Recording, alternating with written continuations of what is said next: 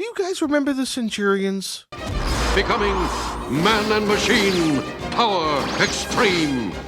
Sometimes I feel like this is one of those shows that is sort of a fever dream. Like, I remember it, but I sometimes bring it up and not many people do remember it. It's kind of like from this era of like 90s cartoons where I guess it was kind of being a little experimental, but also super cool to the point where it feels like more people should have been sort of exposed to it. I don't know. I just remember it being part of one of those like blocks of cartoons that I used to love watching. You know, it used to be like Dragon Ball Z, Gundam, Centurions, Johnny Quest. There was all these different cartoons that I just loved as a kid. And I don't know, like I would love to hear more people talk about Centurions. That's why I kind of wanted to make this entry for it, because it just seems like more people are out there that I don't realize. It just doesn't come up in conversation of people actually saying like, hey, why hasn't I don't think they've come out with like a DVD collection. I don't even think it plays reruns in any of those other channels of any kind. I think I have it pulled up here somewhere. Where is it? Here's the tab. Okay, so I've got the Wikipedia pulled up, and I think one of the biggest things is that it says that it only had 65 episodes. Okay, so it only had 65 episodes. I guess maybe when I was younger, I thought there was more, because for some reason I felt like this should have been like 200 episodes long for some reason. I thought it lasted way longer. Who's it done by? Who's the production team behind it? Producer, animator, Nippon Sunrise Studios, Ruby Spears Enterprise. Why do I feel like they have a lot? Wow, it's even older than I thought too. Like I was watching this in the early 90s, but it originated in 1986. That's interesting too, to say the least. So, if you've never been exposed to the Centurions, let me tell you what the Centurions is. Essentially, it's a show about these three military scientist-y guys, and what they do is they are protecting the world with their mech suits. And what they have is these specialized bodysuits that they're able to attach pieces of weaponry and mechanics that allows them to become living, walking weapons. Not Transformers per se, but something that is very similar, which I guess, yeah, the actual art style of this, and I definitely totally watched it along with Transformers as well, it sort of is in the same realm of kind of catching your eye as far as cartoons are concerned from that era. But what they can do is they can put like, they can attach missiles on their backs and wings on their arms, and they can fly and they can go in the water. And it's essentially about the equipment being made is made specifically for them. And there's the separation of who they are as individuals. Like one's a pilot, one's a Marine, and those specialty skills is also suited for the weapons that they get. Power extreme.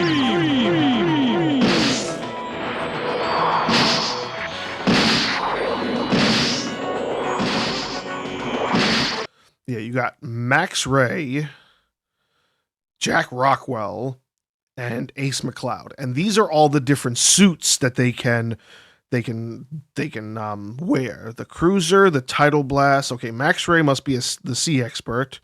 Yeah, Jack Rockwell, he was the Army vet, although they say rugged land operations specialist.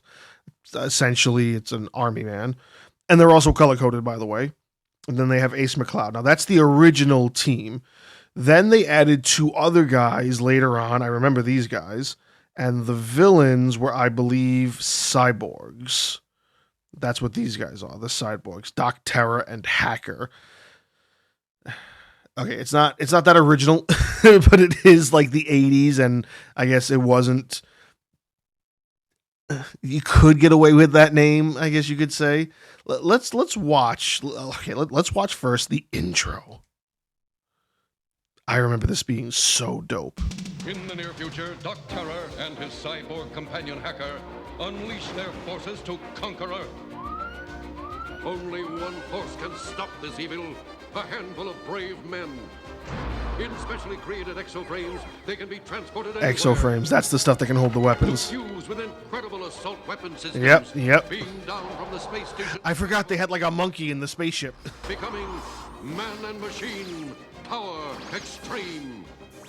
Max Ray, brilliant sea operations commander. Yep, there you go.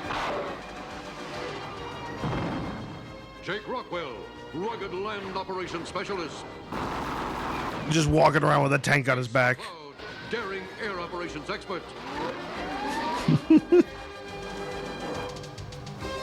Whatever the challenge, they are ready. The Centurions. See, there was something just really cool about that show. And it sort of feels like you almost look at it and you think of Mask, but you sort of think about that like, was this just like another like thing that was ripped off and turned into something else later? As far as I know, no. Like the Centurions were never ripped off. They were never redone. There's never been a plan to redo them. A miniseries, huh? Oh, that came before the actual series. So they had 5 episodes originally, and then they got picked up for the rest of it, which is the remaining 65 episodes. Okay, so Development Media. They had a board game. A board game called Centurions, Jake Rockwell's Battle to Stop Dr. Terror. Can I see this board game? Is this it? Centurions board game? I never knew that there was a board game. Please tell me this still works.